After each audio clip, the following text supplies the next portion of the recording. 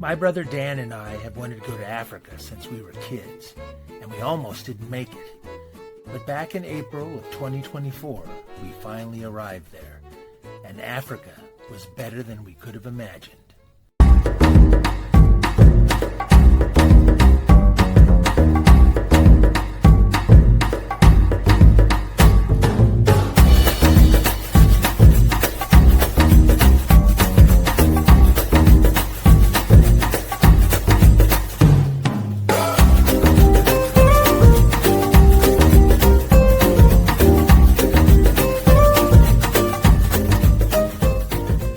After a stay at Bergendal, we traveled on the S25 Crocodile River Road up to the junction of the S139, a road that extends from the S25 to the S114. Along this road is the Biyamiti Bushveld Camp.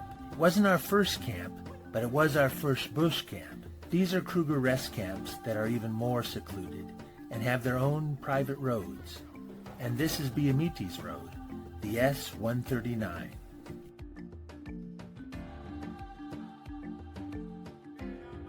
This run roads through what is known as a mixed thorn marula woodland, or simply a bush willow woodland. It's full of trees with names like bush willow, weeping boarbean, and the aforementioned marula. It's sometimes sparse and bushy, and other times thick with large trees. The road varies a lot too, from flat to hilly, and with overlooks a few hundred feet above the river to views right on the river's edge. There are stone cairns like this one at most junctions. They have road names, distances, and in this case, it marks the entrance to our camp.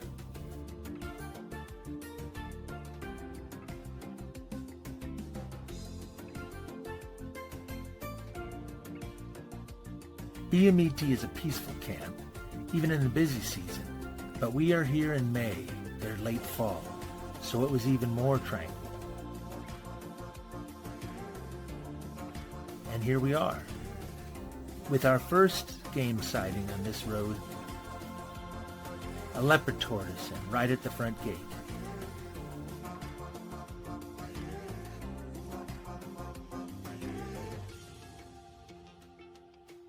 At Biyamiti, you have to open and close the gate yourself when you come and go. Here's me hobbling over to it right now. And here's a tip. In Kruger National Park, there's a lot of driving. We drove over 2,000 miles inside the park, and by that I mean Daniel drove over 2,000 miles. The rule is you have to stay in your vehicle, and official get-out points can be far apart, so stretch your legs when you can. You will be stiff.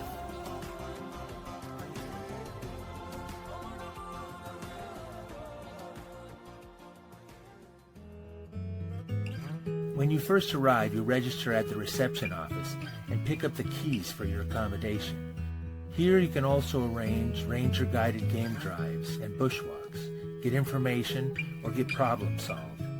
The only checking out you need to do is to drop your keys off in this box when you leave. Like all bush camps, there are no facilities at Biyamiti. Supposedly you can buy wood and ice at reception, but otherwise there is no shop or place to buy food or washing machines, just electricity and running water. But the grass-roofed cottages are very nice.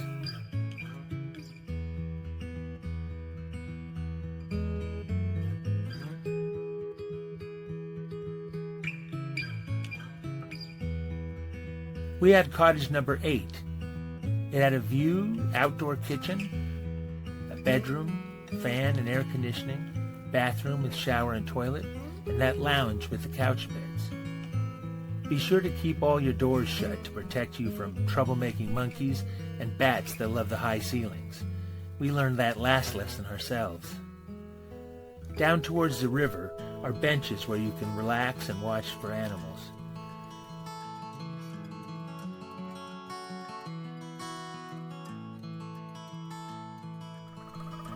Here's the camp's bird hide. The Biyamiti River can rise up sometimes and flood the camp in January, but like I said, this was May, and the river was now a trickle. That doesn't mean there's not plenty of wildlife, though.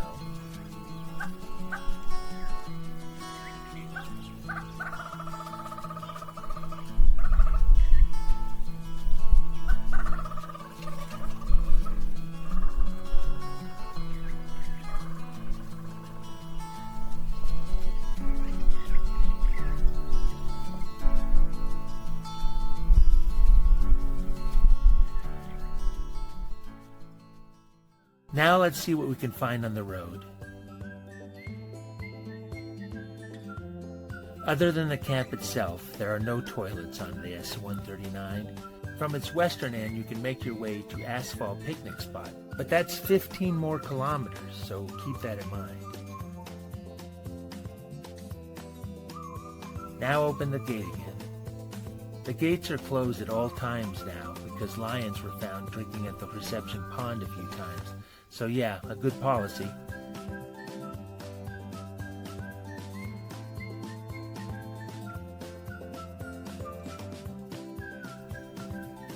There's a lookout point just a few kilometers west of camp, which is well worth a stop.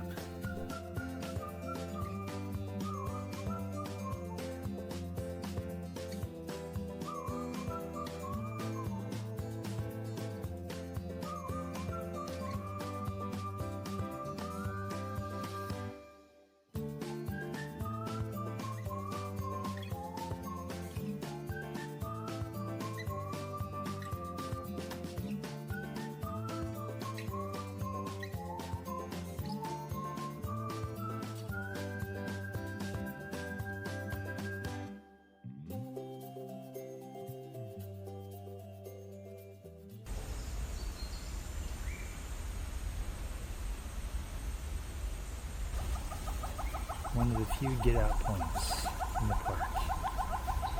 I like the stone table. Yes. We never could see that these get-out points were any safer from any other random place, so we always kept a wary eye out.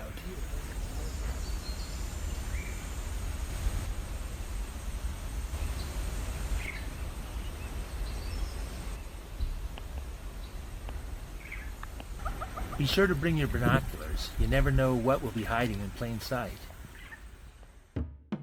And we're off again.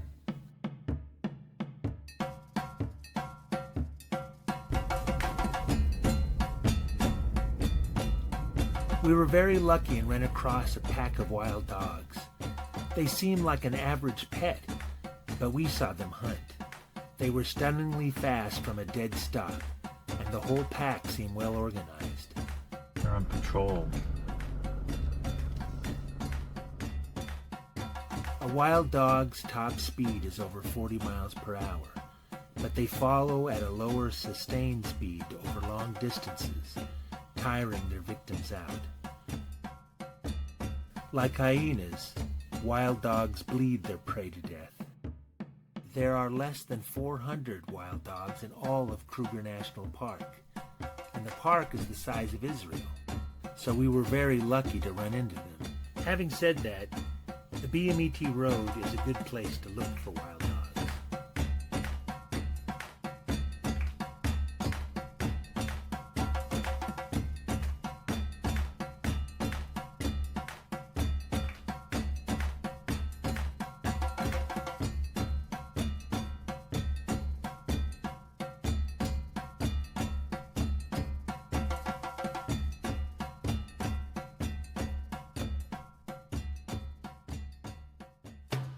Traveling west to the bush camp on the S-139 eventually leads you to the Biyamiti Weir, a dam that allows excess water to flow over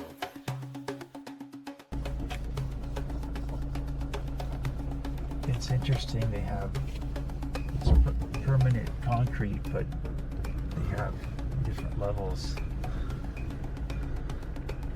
Yeah, we saw a new water bird. It has silted up in the last few years, but in its prime, a small lake was on the other side of it. So it took us an hour and a half to get, maybe hour and 15. We'll turn around and go back over the Biyamiti River now. Definitely is eye level to the feet here. Yeah. At one time, you could see hippos here at eye level.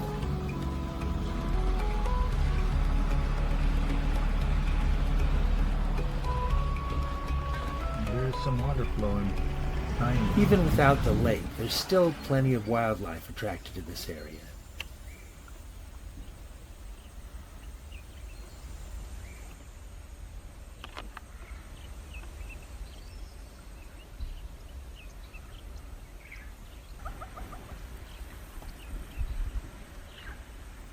Here are some kudu, some females, and an adolescent buck.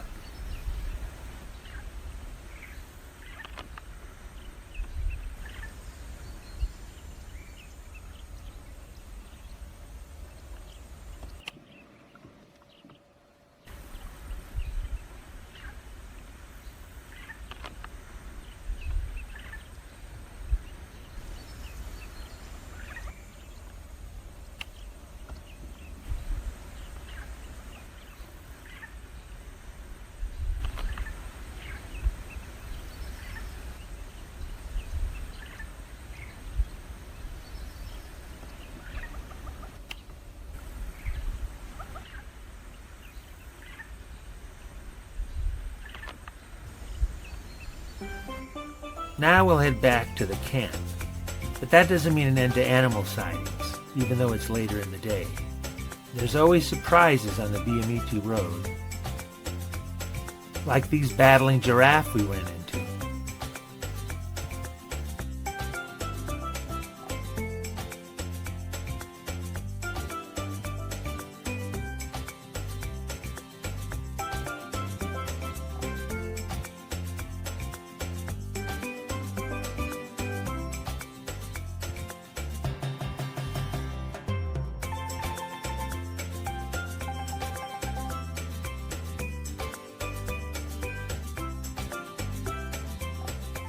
Be careful not to surprise elephants. This one turned around and charged us. Oh, crap. Did you hear that? Yes.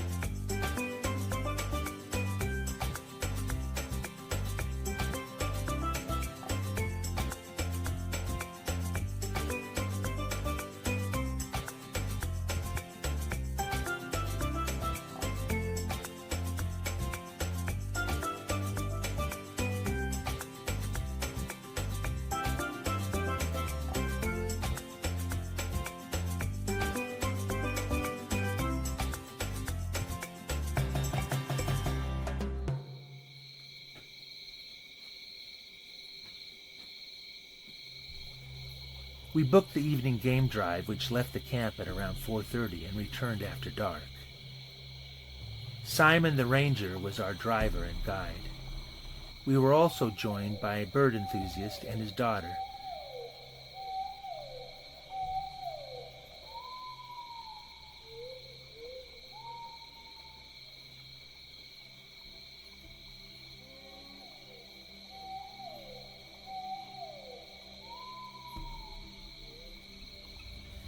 Being in an open vehicle, taking in the sounds and smells of the African bush was amazing. Simon and the enthusiast used floodlights, and the rest of us our flashlights, to look for glowing eyes in the dark. It's an African word meaning a diver. It comes from the way it runs. It's more like duck and diving.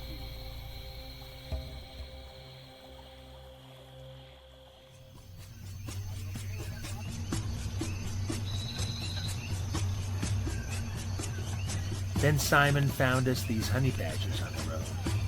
These guys are extremely tough and aggressive, and are resistant to snake bites as well.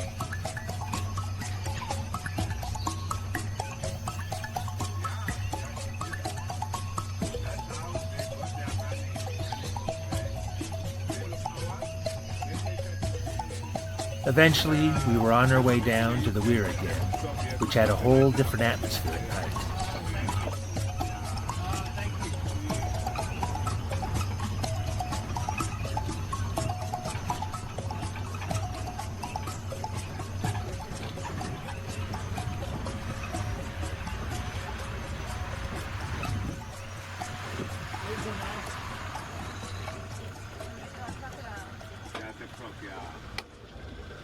Oh, yeah. It's quite high up, eh? Would that be a crocodile? Yeah, I can see that. Okay. Then the gleaming of crocodile eyes reflected back at us. A lot of crocodile eyes. Turning around again.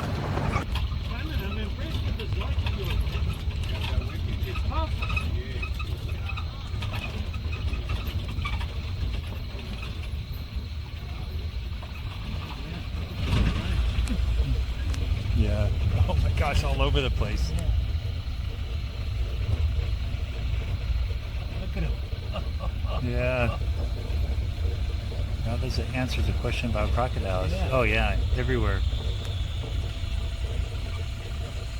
So Simon, this whale here, that's been silted up for a long time, eh?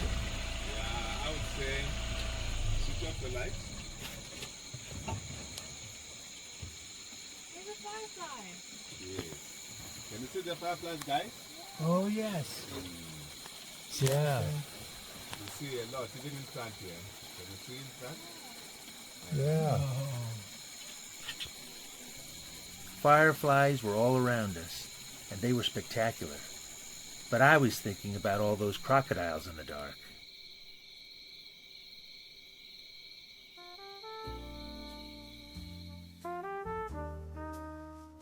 We made it back to the camp, said our goodnights, and morning came all too soon. And with it came time to leave Biyamiti, this wonderful bush camp, pushing on to explore new areas and seeing what new animals we can find. The next camp we'll discuss is the very first one we visited, one that was hacked right out of the bush, Biyamiti Camp. As for now, we're pushing on, leaving this wonderful camp. We miss it already as we drive out of the camp and dream of coming back soon. And we will come back soon, because we forgot to leave our keys back at the box. Chasing the sunrise in our eyes, it's